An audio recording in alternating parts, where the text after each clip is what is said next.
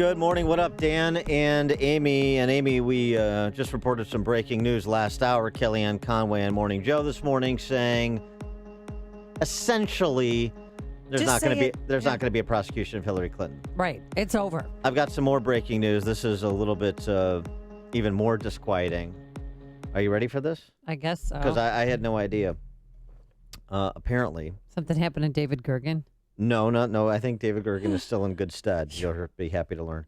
But apparently, Donald Trump has a Nazi in his administration. Hmm? Yeah, there's a Nazi there. I know this because Howard Dean, the former DNC chair, the former governor of Vermont, the former presidential candidate, said Trump is a complicated guy. He appoints a reasonable person who's much more conservative than I am, but for somebody who can talk to as chief of staff, and he's not speaking English, but he's trying, and then his advisor is a Nazi.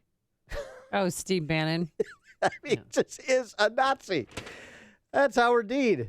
Okay. All right. So I suppose just in case anybody was unclear that the battle lines have been drawn. For more on the Nazis in the Trump cabinet and others that may round out his administration, we're pleased to be joined by Paul Bedard. He's the Washington Secrets column for the Washington Examiner, WashingtonExaminer.com. Paul, thanks for joining us. Appreciate it. Hey, thank you. To be clear, I mean, not only is Elvis still alive, but apparently Hitler and Jefferson Davis are advising Donald Trump. Is that right? Well, I read the papers, and that's the kind of the sense I get from this transition so far. It's more breaking news. Thanks for that, Washington Secrets. Sure. The ghosts of Jefferson Davis and other bigots of a bygone era, or worse. So, I mean, dispensing with the hysterics of a Howard Dean and some of the others on the left, what is interesting is a couple of more than rumors about Trump's interest in reaching across the aisle and maybe making a prominent Democrat part of his cabinet, or at least in an important post in the administration. The meeting with Tulsi Gabbard, the veteran and congresswoman from Hawaii, and the rumors about, if not James Mattis, maybe former Virginia Senator Jim Webb for Secretary of Defense. Yeah, Webb has been kind of rumored around for a while. Gabbard met with Trump yesterday. She's very tight with veterans. She's good on those issues. She's been critical of the Obama administration's war in Syria, their efforts in Syria, whatever you would call it. Jim Webb, he used to be my senator here in Virginia. He's a conservative Democrat. I mean, he's kind of an old school Virginia Democrat. Very hot on defense issues. Of course, he used to be Secretary of Navy, former presidential candidate. So that makes pretty much a good sense, I think, if Trump really does want to reach across the aisle. I don't see any reason why he should right now. But traditionally, one of these seats goes to a Democrat or someone from the other party. Well, besides these two, are there any Democrats that politicians that Trump should reach out to for any of these cabinet positions? I didn't hear you. Oh, what other Democrats should Trump reach out to fill other cabinet positions besides Gabbard? I think that's pretty much the line right now. I mean, I know, when you look at departments like Commerce, Treasury, even Labor, Trump has got such a different idea than what President Obama or President Clinton have done in the past. I don't think any Democrat wants that job. Trump had an interesting meeting with some media execs yesterday. Interesting. Apparently, he was very shy. Apparently, forced them to all embark upon the Walk of Atonement for their coverage of Trump, past and present. Do you think that was a good move to tell media execs that kind of, I know where you live and I don't appreciate what you've done, and if you think this is all going to be chummy and we're going to kind of pretend that nothing has transpired over the last 18 months that has, then you're talking to the wrong guy. And I don't know if it was a good idea to, bring in CNN and NBC and CBS and tell them they're all a bunch of liars and their networks stink. Fun. because it's just going to, stir it up even more. But I mean, he's basically, this guy's totally different. I mean, he's going to continue to tell people what he's doing via Twitter, via Facebook. We've never really seen this before. We've heard administrations talk about going around the media for years, but no one's really done it because we're part of the institution here in Washington. So it's kind of, I don't know. It's interesting. At least it may be a little bit exciting to see how we can pull this off, because you'll still have a White House press corps covering the guy. Right, and he bashes the media, but truth be told, he needs the media, and I just think that he called them in there. I mean, look what he said to Deborah Turnus from NBC News. Why did you use a picture of me with a double chin? In the Chiron box. Why didn't you use a more flattering picture of me? I mean, it's getting a little catty, don't you think?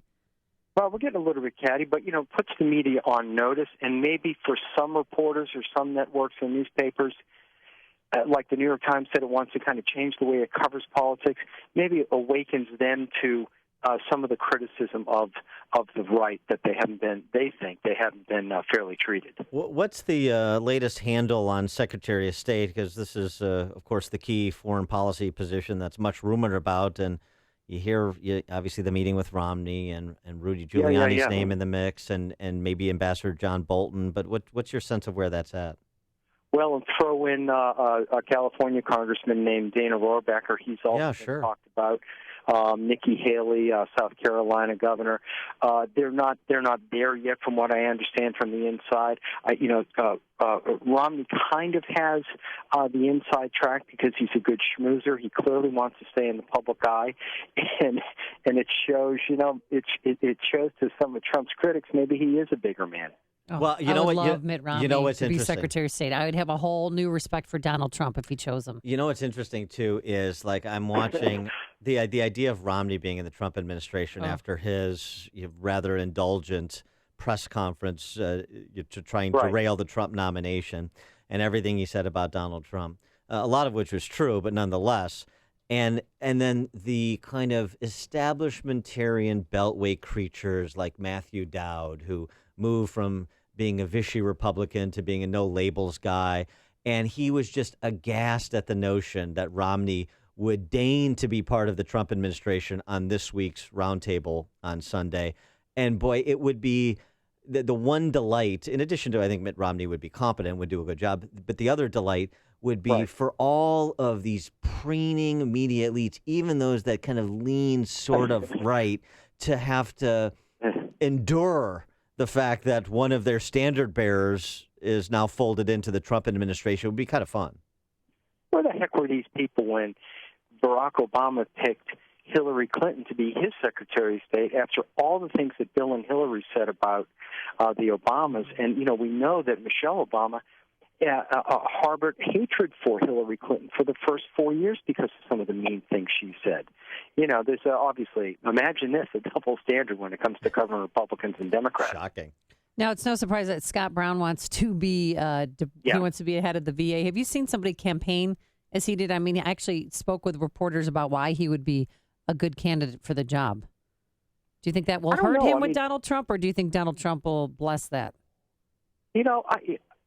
Donald Trump likes to brag, so maybe he likes people who brag. I mean, typically in Washington, if you go out to the press and you say, hey, I want this and I'm good enough for it, well, you're never called again. I mean, that's just kind of a rule. But maybe, maybe campaigning does in this administration or the incoming administration. I don't see the campaigning hurts. I mean, I get calls all the time from people who want to, get their name out there, or they, advocates who want, to fly a trial balloon of some sort just to get Trump's attention. Now, Trump issued a video yesterday, kind of giving an update on the transition, establishing his core governing principle. I'm not sure so much of a principle, but the idea of establishing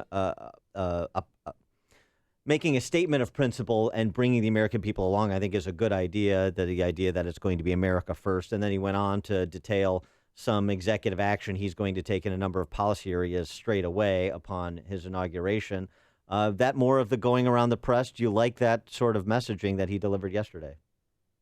I do. I mean, how else would you get this out other than him holding some sort of a press conference? And what he was able to do is to highlight, 6 6 agenda items, 4 of which are kind of a takedown of the Obama administration, but not such an insult yet as to say he's going to repeal and replace Obamacare. I think there's some of those things that he plans to do, but he's just going to wait until after the inauguration when he has to sit next to the president and get it over with. But, it was everything from immigration and national security to regulations. My favorite one is on regulations. I mean, Obama has instituted the most regulations ever by a president, and Trump's idea is, hey, if I propose one, then I got to kill 2 of his. And the last thing I want to get your insight on inside the Beltway there is Kellyanne Conway's statement this morning. Is it your sense that the Trump and his administration is going to kind of walk away from any prosecution of Hillary Clinton? Yeah, he kind of said that at one of his early press conferences where, he called them, what did he say, that they were good people or something like that. I think that was great campaign, red meat, but I think he wants to move now past that because, you can prosecute her, but it can get any better than beating her? I don't think so. All right. He is Paul Bedard, the Washington Secrets columnist for the Washington Examiner, WashingtonExaminer.com. Paul, thanks for joining us. Appreciate it. Oh, thanks. And he joined us on our turnkey.pro answer line. The stories you need to know to start your day. This is Chicago's Morning Answer on AM 560. The Answer.